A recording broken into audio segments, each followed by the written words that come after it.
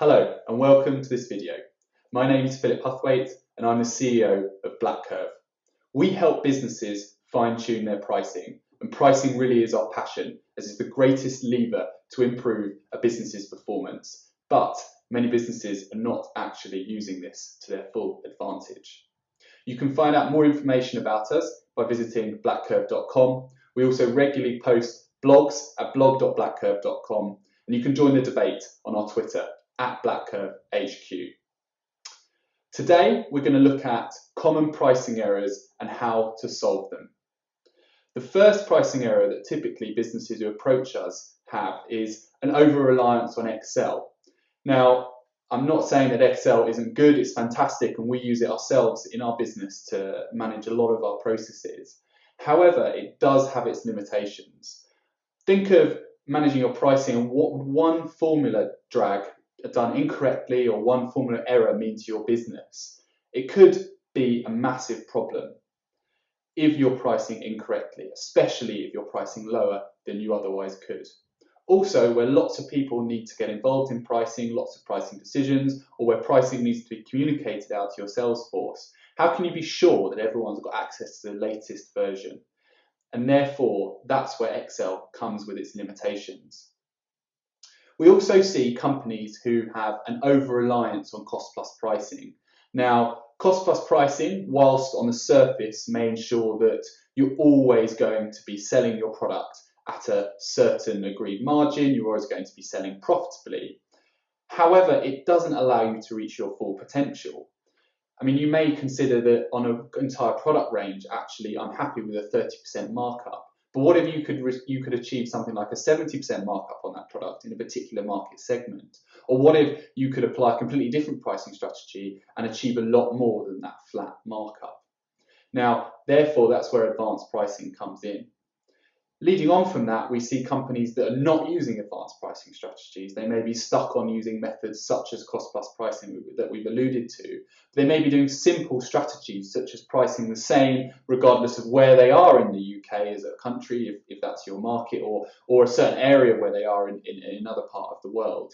And they're not thinking strategically about, hang on, if I price differently for this customer in this market, can I achieve a different price? If I look at taking additional data points, if, for example, an online retailer, such as conversion data on that particular product, can that influence my price?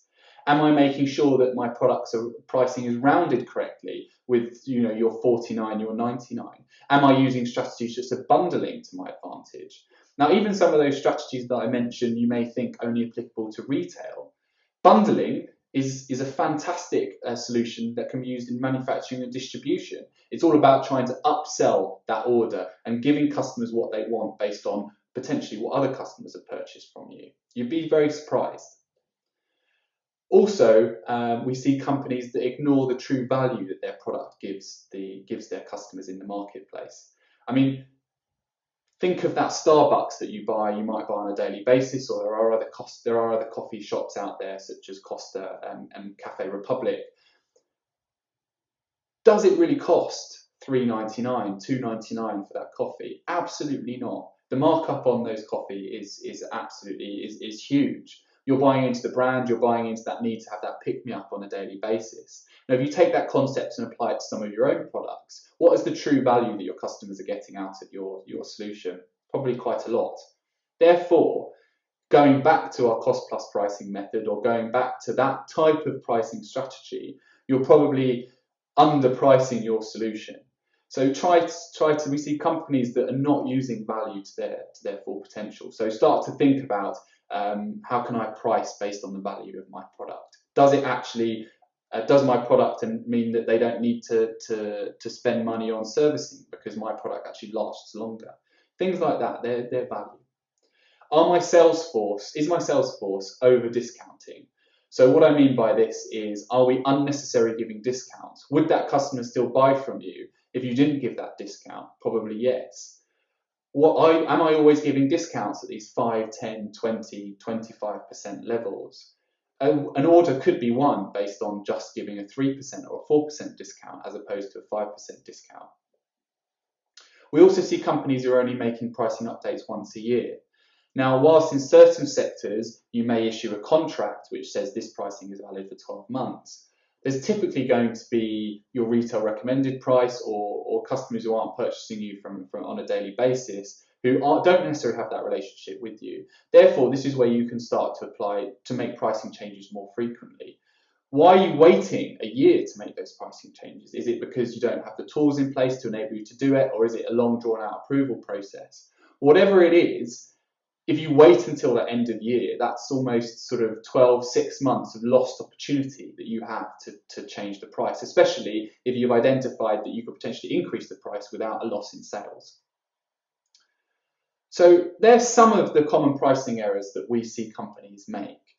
And I wanted to introduce some of our ideas and where we've partnered with companies in terms of how they've turned this around and really started to reap the rewards from pricing.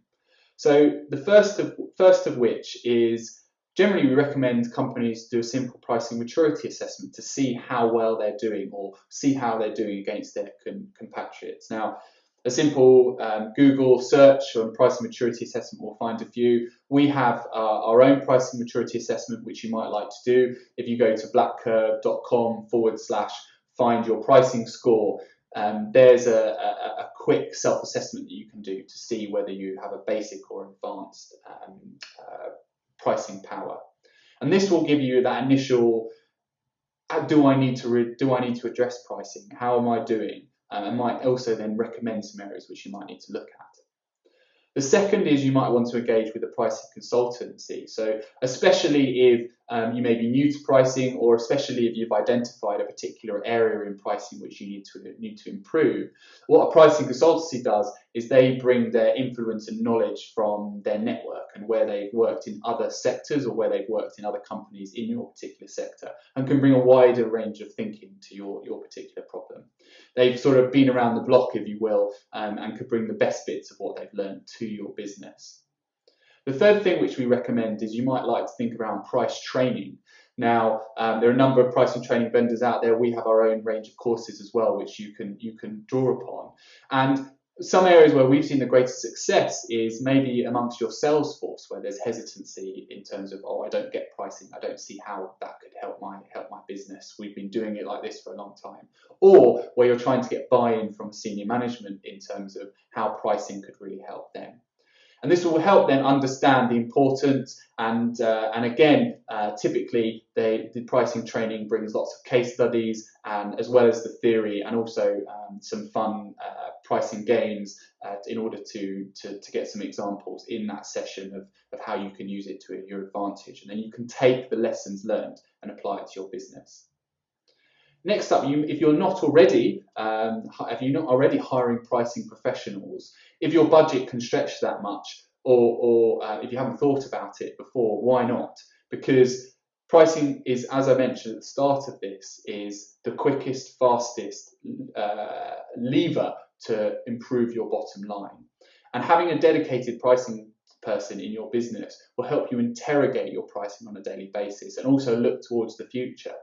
You know, it might take a long time to get the hearts and minds of people to change the pricing strategy, but by having someone banging that drum on a daily basis, it will make it a lot easier. And also they'll be able to look at your data on a daily basis and make pricing decisions on the more frequent processes. Some of the best businesses we've worked with and some of the leaders in the sector have got there because they've invested in having pricing personnel in their business. And as they've seen the success of having one pricing manager in the business, they then potentially look to recruit a pricing analyst and grow that capability in that team. Because pricing power will improve, as Warren Buffett has said, the value of your business. If you can change your prices and not have to worry about it or not have to wince every time you do that, that is a fantastic business, and that's a business that people want to invest in.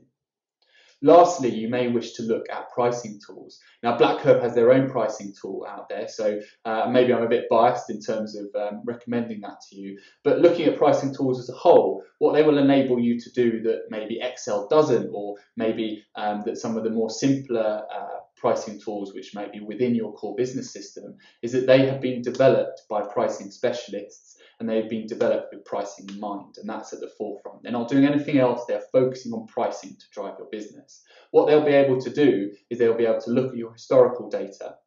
Okay, they'll be able to make recommendations about where you may wish to increase the price or decrease the price in order to either drive sales or increase profitability without impacting sales.